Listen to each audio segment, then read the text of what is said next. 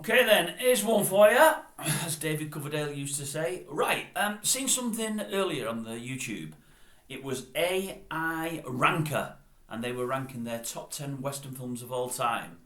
That made me think, and it made me think because I love a great Western. I was brought up on great Westerns, and I have got an opinion, as those that watch this channel will already know. So I'm going to give you my top 10. First, before I start, two things. Sorry about the bins.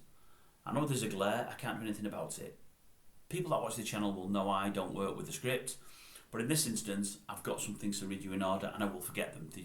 They won't store in there, so I need to read them. So I need these on because the eyes are completely dead.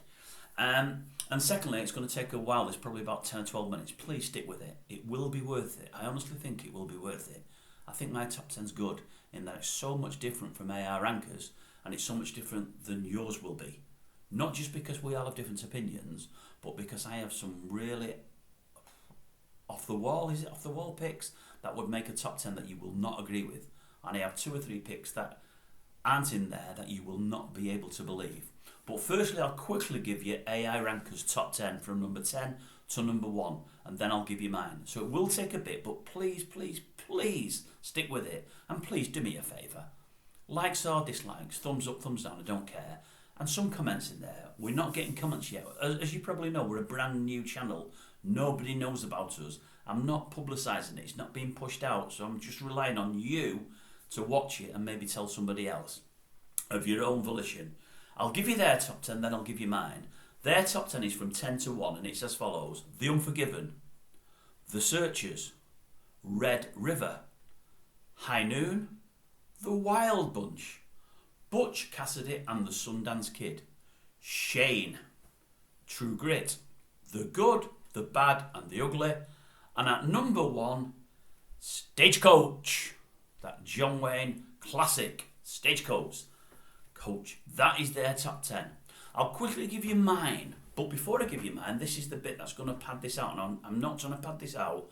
I'll try to talk reasonably quickly. I struggle like I can't tell you for the top 10. I've got 2 or 3 in there that none of you would have put in. I've got 2 or 3 that aren't in there that all of you would have put in.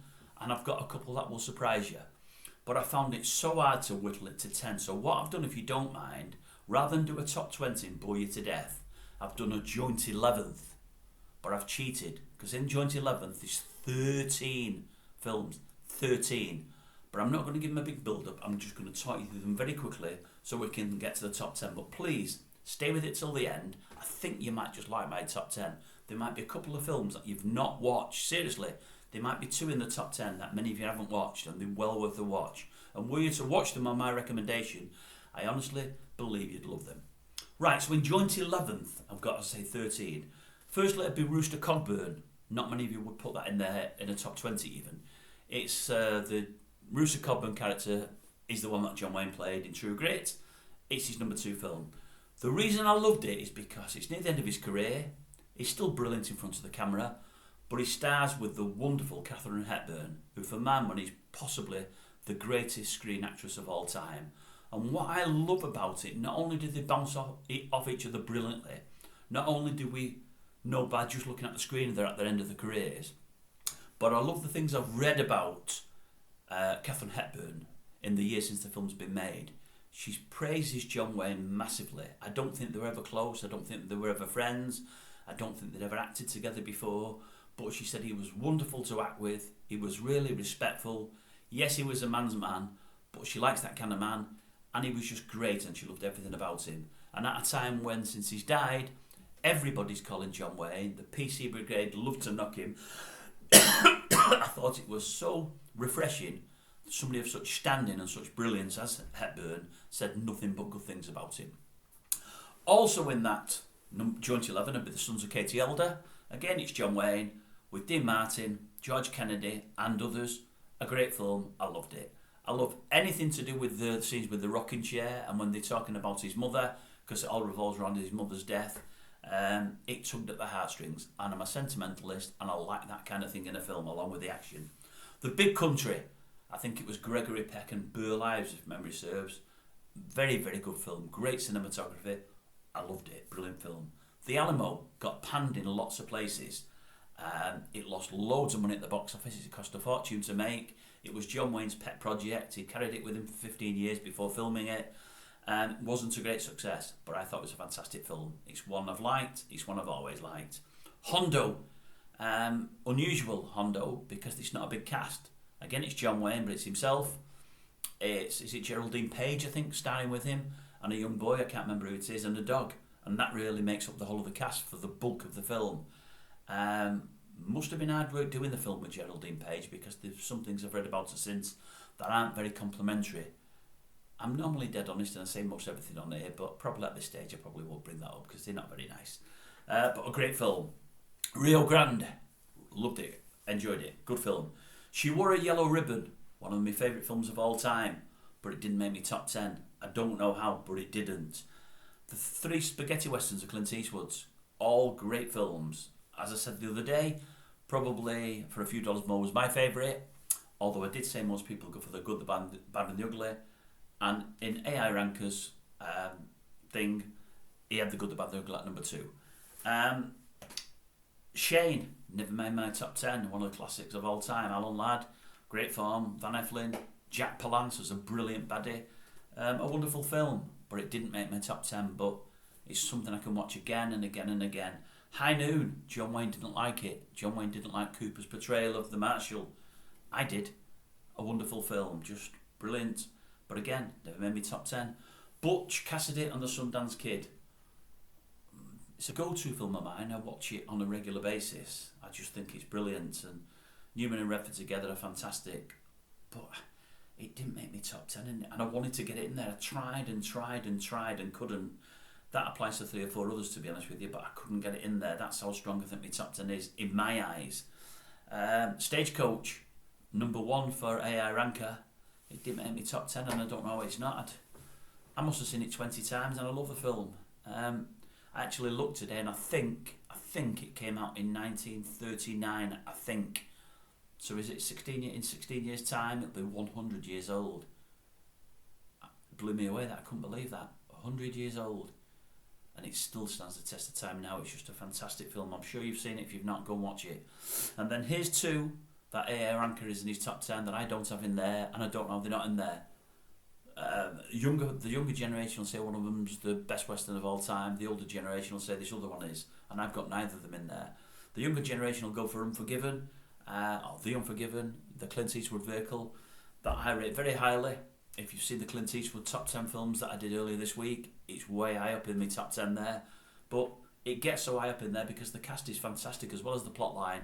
You've got Eastwood, you've got Hackman, you've got Harris, you've got Freeman. Just 4 giants on the screen, all playing together, and they're all brilliantly cast. It's a great film, and some say it saved the Western genre, and maybe it did, but it didn't make me top 10.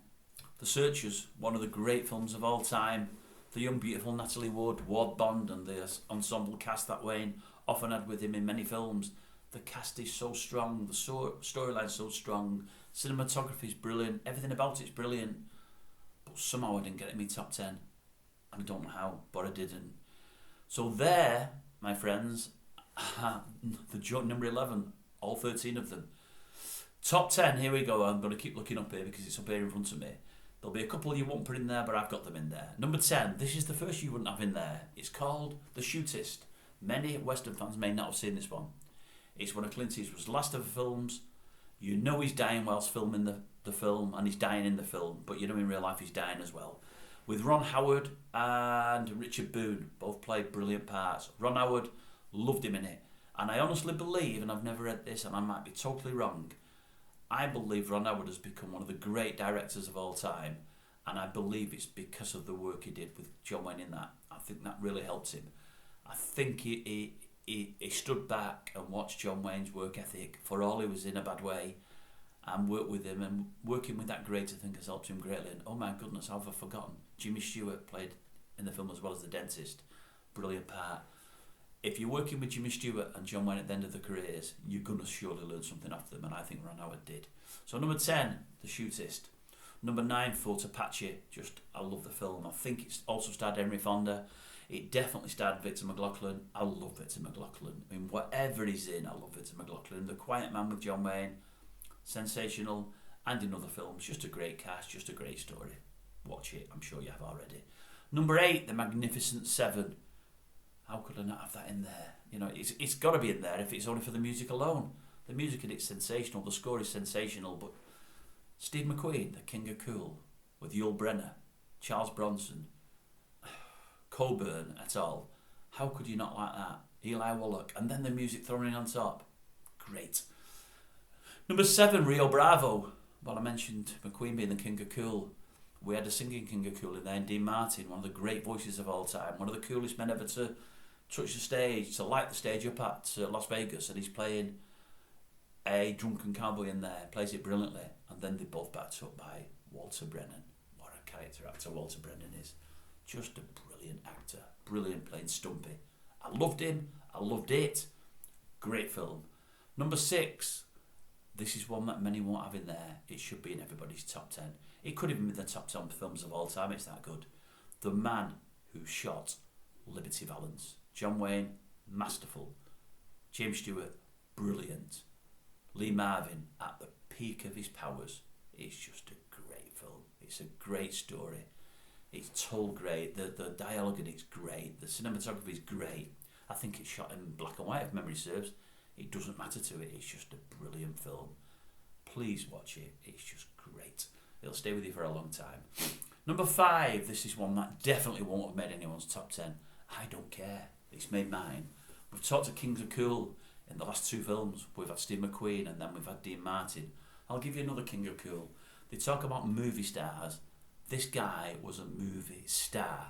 There was more, or as much wrote about this guy as probably any other guy that's ever made a movie.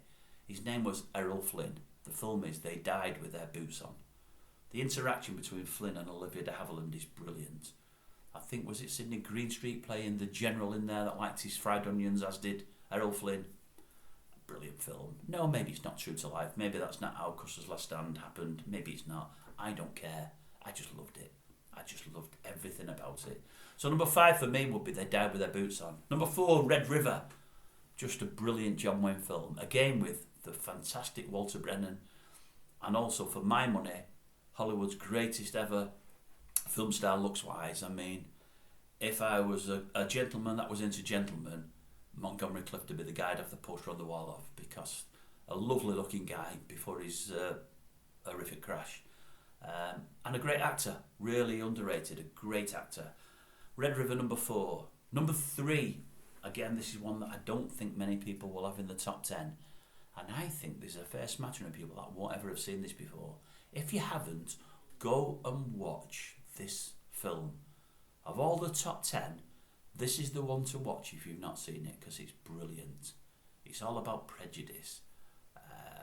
It's all about lots of things, but the guy that plays it, again, is extremely cool. He plays it really understated, and he's really, really modest.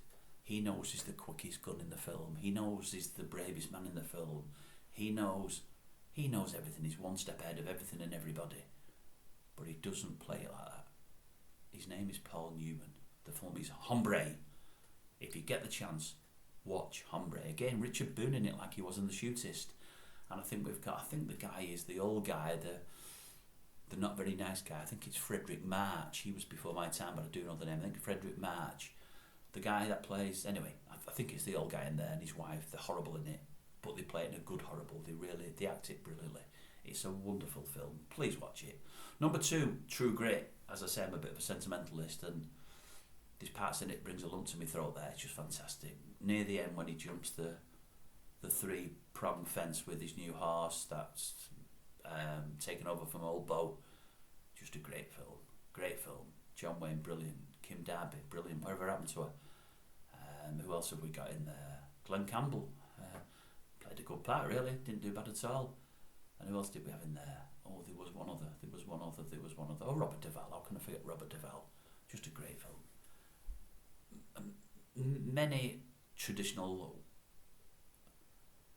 Many critics that rate westerns don't have it that high up. True Grit. I'm surprised I had it at number 3. I didn't think he'd have it high up there. I've got number 2.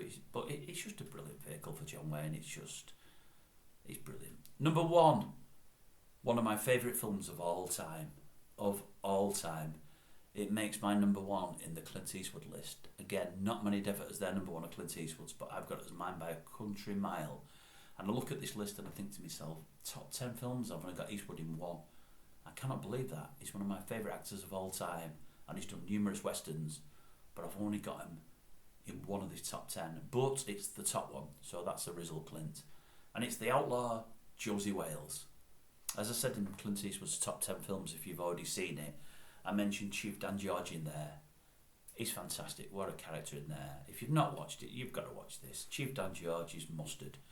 And the scene, as I mentioned again in the top 10 Clint Eastwood films, the scene with 10 bears at the end, when they meet one another and do what they do, and they decide whether or not to choose life, is sensational. I can watch it 20 times on a loop, or 30 times on a loop, and just watch it and watch it and watch it, and it'd be as good as the 30th time as it would the first time. But for me, the greatest Western of all time. And that's it. That is my top 10. I hope you stay till the end. I bet many of you haven't, but I hope you do. And I hope you've liked it. And in the meantime, what is your top 10? Let me know below. If you like it, thumbs up. If you don't, thumbs down. It won't hurt me, I promise. But give us some comments. Let me know what your top 10 is. Let me know where I've gone wrong in that top 10. And let me know where I'm right. And let me know what you would have put in there. Okay? And have a good day, y'all.